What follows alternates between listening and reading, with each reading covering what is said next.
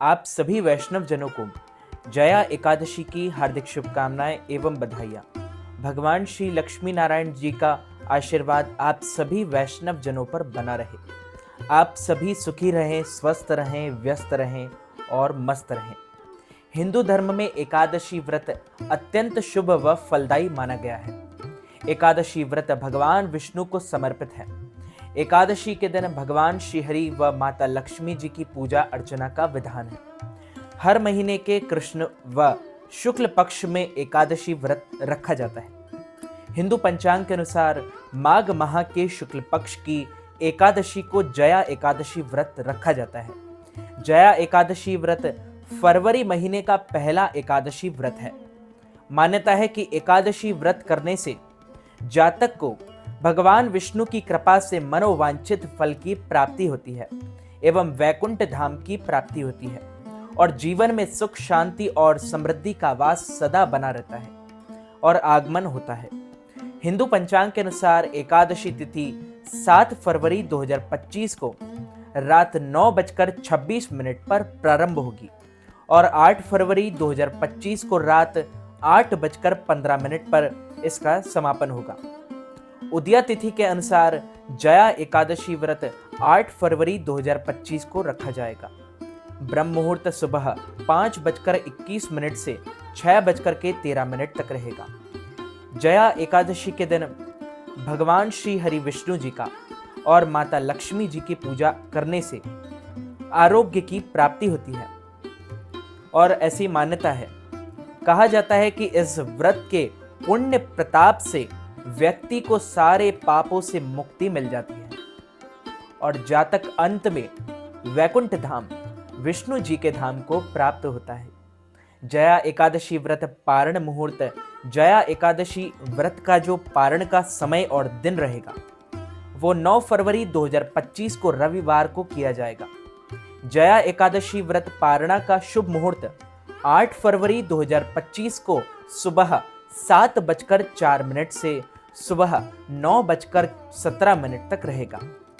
पारण तिथि के दिन द्वादशी समाप्त होने का समय रात 7:25 है। यदि आप जीवन में वास्तु दोष की समस्या का सामना कर रहे हैं तो जया एकादशी के दिन सच्चे हृदय से, सच्चे मन से, सच्ची निष्ठा से तुलसी के पौधे की उपासना जरूर करना। तुलसी में जल अर्पित करने के बाद देसी घी का दीपक जलाना चाहिए। ऐसा करने से हमारे सभी पितृ खुश हो जाते हैं और हमारे घर में सुख, शांति और समृद्धि का वरदान, आशीर्वाद प्रदान करते हैं। माँ तुलसी की आरती करें, इससे घर में सकारात्मक ऊर्जा का संचार होता है। इससे वास्तु दोष दूर होता है। धर्मराज ने भगवान श्री कृष्ण से क्या कहा? हे भगवान, आपने माघ माह के कृष्ण पक्ष की षटतिला एकादशी का अत्यंत सुंदर वर्णन किया। आप स्वदेज, अंडज, उद्विज और जरायुज चारों प्रकार के जीवों के उत्पन्न, पालन तथा नाश करने वाले हैं। अब आप कृपा करके माघ शुक्ल एकादशी का वर्णन कीजिए। इसका क्या नाम है, इसके व्रत की विधि क्या है और इसमें कौन से देवता का पूजा अर्चन किया जाता है। श्री कृष्ण कहने लगे कि हे राजन, इस एकादशी का नाम जया एकादशी है। इसका व्रत करने मात्र से मनुष्य ब्रह्म हत्यादि पापों से छूटकर मोक्ष गति को प्राप्त होता है तथा इसके प्रभाव से भूत, पिशाच आदि योनियों से मुक्ति मिल जाती है। इस व्रत को विधि विधान पूर्वक करना चाहिए। अब मैं तुमसे पद्म पुराण में वर्णित इसकी महिमा की एक कथा सुनाता हूं। तुम ध्यान पूर्वक सुनो। देवराज इंद्र स्वर्ग में राज करते थे और अन्य सब देवगण सुखपूर्वक स्वर्ग में रहते थे। एक समय इंद्र अपनी इच्छा अनुसार नंदन वन में अप्सराओं के साथ विहार कर रहे थे और गंधर्व गान कर रहे थे। उन गंधर्वों में प्रसिद्ध पुष्पदंत तथा उसकी कन्या पुष्पवती और चित्रसेन तथा उसकी स्त्री मालिनी भी उपस्थित थे। साथ ही मालिनी का पुत्र पुष्पवान और उसका पुत्र माल्यवान भी उपस्थित था। पुष्पवती गंधर्व कन्या माल्यवान को देखकर उस पर मोहित हो गई और माल्यवान पर काम बाण चलाने लगी। उसने अपने रूप, लावण्य और हाव भाव से माल्यवान को वश में कर लिया। हे राजन, वह पुष्पवती अत्यंत सुंदर थी। अब वे इंद्र को प्रसन्न करने के लिए गान करने लगे, परंतु परस्पर मोहित हो जाने के कारण उनका चित्त भ्रमित हो गया। इनके ठीक प्रकार ना गाने तथा स्वर ताल ठीक नहीं होने से इंद्र इनके प्रेम को समझ गया और उन्होंने इसमें अपना अपमान समझ लिया और अपमान समझकर उनको श्राप दे दिया। इंद्र ने कहा, हे मूर्खो, तुमने मेरी आज्ञा का उल्लंघन किया है, इसलिए तुम्हारा धिक्कार है। अब तुम दोनों स्त्री पुत्र के और स्त्री पुरुष के रूप में मृत्यु लोक में जाकर पिशाच रूप धारण करो और अपने कर्म का फल भोगो। इंद्र का ऐसा श्राप सुनकर वे अत्यंत दुखी हुए और हिमालय पर्वत पर दुख पूर्वक अपना सारा जीवन व्यतीत करने लगे। उन्हें गंध, रस तथा स्पर्श आदि का कुछ भी ज्ञान नहीं था। वहां उनको महान दुख मिल रहे थे। उन्हें एक क्षण के लिए भी निद्रा नहीं आती थी। उस जगह अत्यंत शीत था। शीत लहर चल रही थी, ठंडी ठंडी हवाएं चल रही थी। इससे उनके रोंगटे खड़े हो गए और मारे शीत के दांत बजते रहते। एक दिन पिशाच ने अपनी स्त्री से कहा कि पिछले जन्म में हमने ऐसे कौन से पाप किए थे जिसको हमको यह दुखदायी पिशाच योनि प्राप्त हुई। इस पिशाच योनि से तो नरक के दुख सहन ही उत्तम है। अतः हमें अब किसी प्रकार का पाप नहीं करना चाहिए। इस प्रकार विचार करते हुए वे अपने दिन व्यतीत कर रहे थे। दैव योग से तभी माघ मास के शुक्ल पक्ष की जया नामक एकादशी आई। उस दिन उन्होंने कुछ भी भोजन नहीं किया और ना ही कोई पाप कर्म किया। केवल फल फूल खाकर ही दिन व्यतीत किया, दिन को गुजारा और सायंकाल के समय महान दुख से पीपल के वृक्ष के नीचे बैठ गए।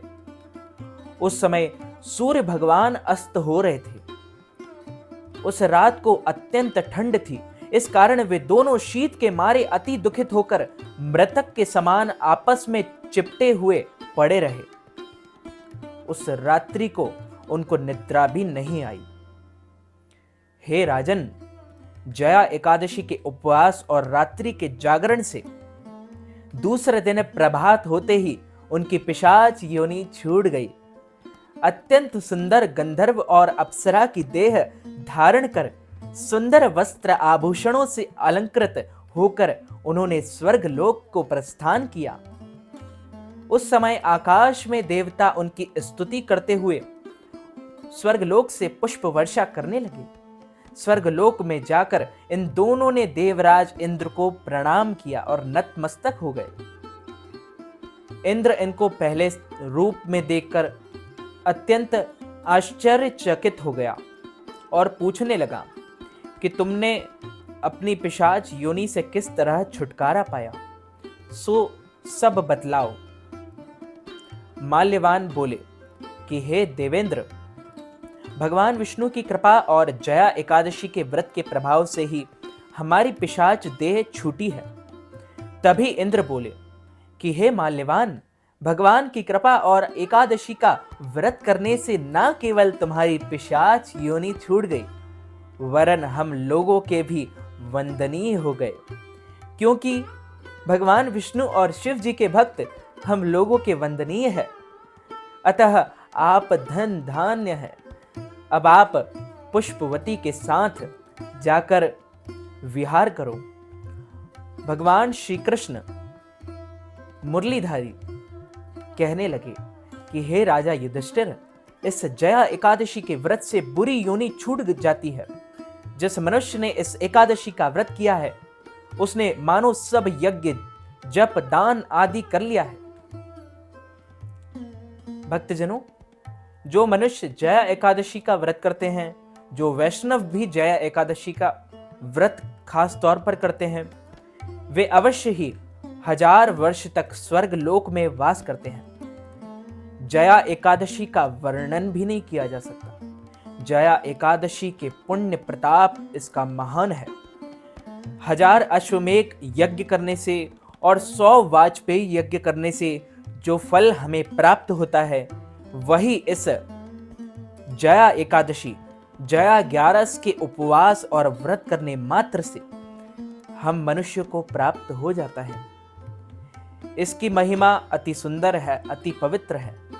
इसका व्रत सभी लोगों को अवश्य ही करना चाहिए, क्योंकि व्रत करने से हमें पुण्य फलों की प्राप्ति तो होती ही है, साथ ही हमारे जितने भी पाप कर्म हैं वो सब नष्ट हो जाते हैं। और एकादशी के दिन हमें सिर्फ फलाहार करना चाहिए।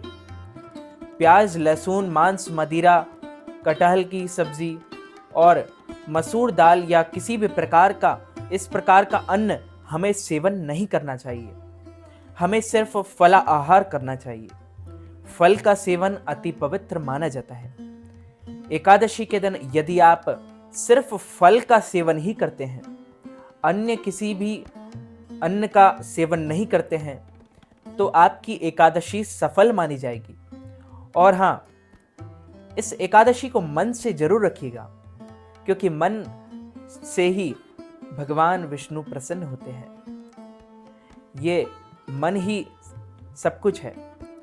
अगर आपने मन से व्रत कर लिया, मन से जया एकादशी का व्रत और भगवान विष्णु को समर्पित कर दिया, तो यह एकादशी आपकी सफल हो जाएगी। तो मित्रों, भक्तजनों, माताओं, बहनों, इस वीडियो को ज़्यादा से ज़्यादा लोगों तक शेयर कीजिएगा, लाइक कीजिएगा, कमेंट कीजिएगा और सब्सक्राइब करके बेल आइकन को भी ऑन कर लीजिए। ऐसे ही नए नए वीडियोस देखने के लिए मैं मिलता हूं आपको किसी और नई वीडियो के साथ। आपका अपना विशाल शास्त्री। सादर जय श्री कृष्ण। सादर धन्यवाद।